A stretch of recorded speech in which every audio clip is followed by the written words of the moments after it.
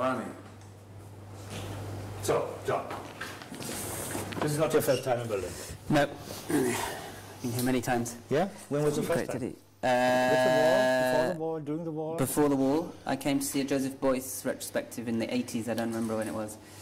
Yeah, and then I was here on the night of reunification. I was doing an action performance during the night of reunification. And then, surprisingly, the wall came down. Well, that was a year later. So it was the night of reunification. Like the first. Yeah. When they had the big. I thought you were there. Anyway, so tell us something about yourself. Who are you? Who am I? Well, I normally call myself an art activist. So I try and merge activism and art because for me, I'm not interested in representing the world. I'm not interested in a way. This project, the Utopia, is what I call a holiday in representation. So most of the work I do as an artist is changing the world, not representing it. So I'm not interested in making movies or films about the problems of the world. I'm interested in using creativity to change it directly. So I work with Isabel. No, is it working? Is it working? Yeah, it is working. Yeah. So I work with Isabel in a collective called the Laboratory of Insurrectionary Imagination, and we bring artists and activists together because we believe that artists have a lot of creativity, imagination, and poetry, but often very, very big egos and very little critique of society. Activists have a lot of critique of society, lots of ability to work collectively, but not very much imagination. And so we feel that actually the art of the 21st century is really to bring artists and activists together to change the world, to make changing the world the creative act. So we create new forms of civil disobedience. A project we did a few years back was we recycled 500 bikes, turned them into tools of civil disobedience for an action against the UN climate talks, for example. So where you have hundreds of people working together, but really merging the art and the activism. Often the museums don't get it. They think they invite us and then we say, oh, we're going to do an act of civil disobedience, and then they go, are you really going to do it? And then they either drop the project or then we never get invited again. But for us, we don't care. Both is good. Yeah, for us, we just do for us, politics is always more important than just the aesthetics. When did you grow up? In Paris and Brussels. When? In the 60s. 65 I was born. 65. So 2 years older than me. How did you grow up? Did you grow up with movies? Yeah, my father used to have a Super 8 camera. And one day he allowed me to use his Super 8 camera, and that was already I must have been 6, 7, 8, something like that. 7, 8, and then I started making movies. And my first movie was made with my best friend, who at the time was in Barry Lyndon in Kubrick's Barry Lyndon, the child who dies from the horse accident. I can't remember. Was my best friend. Just by coincidence, he was a neighbour. And so my first movie had him being run over by my dad's car and then covered in ketchup. But then I made lots of Super 8 films. I was inspired by people like Derek Jarman and that whole kind of era. But then I realized that basically my kind of career in art was about leaving representation. And for me, movies is the most... it's the biggest spectacle, it's the biggest representation. You sit in a dark room, you watch a movie, and then you go home. And I wanted to do art that was more alive, that really changed things. So I went from movies to theatre. And then I thought, no, theatre's not very alive. Then I went into performance art, which felt a bit more alive. And then eventually I went into what we do now, which is really, for me, is really alive, where you're doing real actions with real people in the streets, real conflict in real situations, real drama, and you get real media. We get... A lot of the actions we've had the front page of the Financial Times and lots of media because it's disobedient, it's real, it really tells real stories, So for us that reality is true. But I always had a love-hate relationship with cinema. I always loved it and hated it. I hated it because it was very heavy, it was very expensive, and it was very much a representation. And so I kept trying to make movies and then failing and never finishing them. And this is the first movie I actually ever finished, and probably will be the last, and I'll go back. But I worked a bit on... I was in Argentina during the uprising in 2002, which was similar to Greece now. There was a political... there was an economic crisis, and people started to organize in neighborhoods, and there was an uprising, and I was there and started to make a film there. With a camera? With a camera, and worked with a composer. What camera are you using? That was just a little Sony 3-chip, little silver 3-chip Cherney. I've always used very DIY stuff. And then I realized that it would take 6 months to edit the film, and it was more important to get the information out before 6 months because no one was reading about it so much in English. So I decided that writing was better. And in that instance, I dropped the film, and I said the politics is to get the stories out quicker. And so we did a 40,000 edition of a newspaper in English that got distributed around the world. And for me, it's always, you know, the medium is not the most important thing. The most important thing is actually communicating the story, and how do you, and there it was a clear thing. If I make a movie, it's going to take 6 months. There's yes, no time. but it lasts longer. That's the thing. No, it stays longer in the universe. It can do, yeah, it's true, it's true. Yeah. But in that instance it didn't. And then I worked on a few years later, I worked as a cameraman for a film that Naomi Klein was doing called The Take, and again I kind of hated it because was it fiction or was it? It was a documentary about the occupied factories. But it was a big budget thing. It had $1 million budget. You know, I'd gone from being there with my little three chip camera to two teams, sound producers, you know, runners, and I suddenly saw the relationships change between the activists that I was working with before and suddenly this big team coming in, and the director was you know, was a friend, and then we kind of, it was complicated. And again I kind of said, no, I don't want to touch film again. It's too big, it's not intimate enough. And so I finished working there. It was more a job, and then I never touched film again. And then this project, Utopia, came, and I thought, okay, well, we got a phone call from the publishers, and they wanted to do a book. And I just 4 years before finished a book called We Are Everywhere, which has also come out by by Nautilus have also published it, which is a series of stories about the anti-globalization movement written by people in the movement, and with lots of photos as well. And it was too hard. I was like, I'm not doing another book. And then Isa and I talked, and then we were like, well, how about we do a book and a movie, and finally I can actually finish a movie. And so we thought about it, and we thought, yeah, this will what we did. So the whole idea is that it is really a book and a movie together. Let me ask a personal question. How do you live?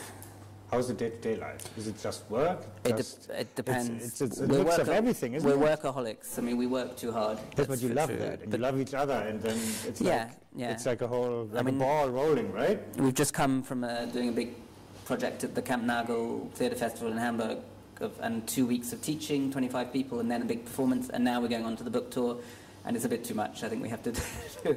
But for us, you know, it's work pleasure as well. I mean, I just thought it's a luxury what you do. It is a luxury. It's a luxury. It's a luxury life. I mean, the feedback you get and the pleasure you get from doing what you love and what you believe in is not a lot of people can say that. It's a real privilege. It's a real privilege. It's absolutely a privilege. And for us, Utopia is about actually having work pleasure, where you know, for us the world would be fundamentally different if everyone worked with their passion. If the whole economy was arranged around passion and desire rather than finance and money, then that would be a kind of a utopia where everyone was doing what they were passionately engaged in. But there are good movies, let me tell you. No, there are a few good movies. No, I love movies. I love. As I said, it's a love-hate. What is your favorite movie? It's love-hate. I don't have favorite movies. Or favorite director or something. For this movie, we looked at a lot of road movies, and particularly one road movie. Like real road movies. Real road movies, but also one particular road movie called, I think it's called Route 101, and I've forgotten the name of the director now. He's not so well known. He was a Marxist, leftist director, and he made this road movie in the 70s? 80s, 70s, going up the coast of America, or going down rather. And it was between fiction and reality, and so you didn't know. The whole story was true, that it was a doctor coming back from Vietnam, and he was coming back from. Or what? Well, you never knew who was real an actor and who wasn't, and what was real and what wasn't. And so you'd meet real characters, and then, but there was one actor, and then the director's voice was in it, and so it was always in this space between what is real and what. And for me, that's my favourite film. My favourite culture actually is between reality and fiction, where you're in this kind of middle place. You don't know what's real and what's not real. So in this movie, we shot it with. We never worked with actors. But we shot it during the journey. And we asked people to imagine themselves in the future and to talk about it as if they were the future. Some played the game, some didn't. So, so it sits in this space, which is very much like Utopia, between the kind of future and the present. we watched Vanishing Point, of course, one of the greatest road movies, Bonnie and Clyde. So we watched quite a few road movies to think about the kind of genre of road movie, and also, I mean, in a way, utopian literature is often with a journey as well, so it fitted the kind of genre as well. But we see the book as the documentary and the film as this. Why? Because the book is really in detail. The words film, go first? No. In your head? No, that it doesn't go first, but it's because a lot of people when they see the film, they expect a documentary. Yeah. And it's much more like a film essay than a documentary, so it's much more poetic. And you have to get into it. You have to get into it. You don't know where you are. Sometimes you don't, and often people say, well, I didn't know which community I was. I wanted to know where I was. And we say, well, no, that's in the book. In the book, it really explains clearly the history and the analysis of each place and our subjective experience of each place and how the people live, how people live in a free love community, how people live in a anarchist school, how people live in squatted villages and so on. But the film is much more, you don't know where you are, you're in this kind of in-between space. So it's also because we want it to be seen as something in between a film and a book, so that and for us that works as a medium, but some people get really confused by it. Yeah, of course. It is a little confusing. For me it was confusing too, because documentary is right in the face, and this is in your mind or in your heart or whatever. So I think it's not a two-way road, what is it? It's like one thing with two sides. Yeah. Completely different sides. Not completely, because the same theme and everything and the same people doing it, but the reception is different. It's also because, books are very literary and there's not much visual language in a book. So we wanted to also have there was so much, we experienced so much beautiful things during the journey. We knew we didn't want to do a book just with photographs. So it was also to have a kind of visual language that accompanied the book as well. That was really important for us. And a more emotional thing. I mean, the book is emotional. There's very emotional stories in the book.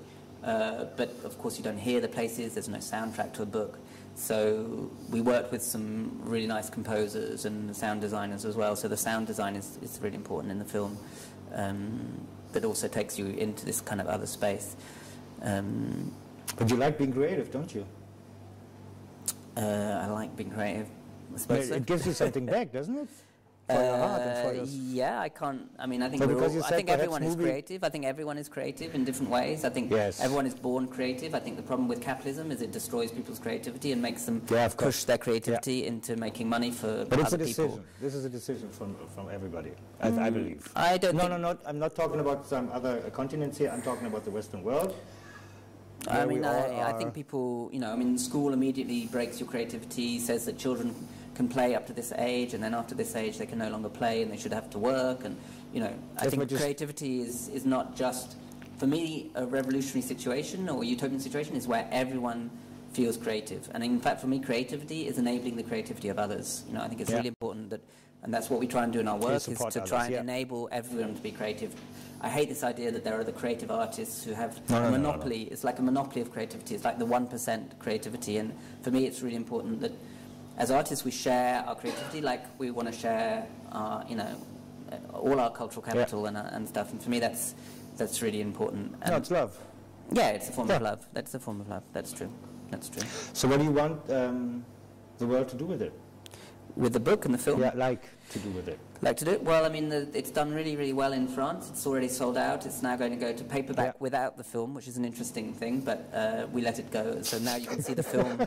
Now you can see the film online. So it's going to be paperback, so it's going to sell lots of copies. And every time we show the film, there's lots of people come, and we've shown it in different settings. So we've been invited. What's really nice is that we don't just get invited by political activists or just by artists. And so, for example, we got invited to the local library of Rouen town, and where the local readers, it was their book of the month. Just normal people, housewives and normal people. At the same time, a week later, we get invited by the Anarchist Federation for an anti-nationalist punk concert to show the film.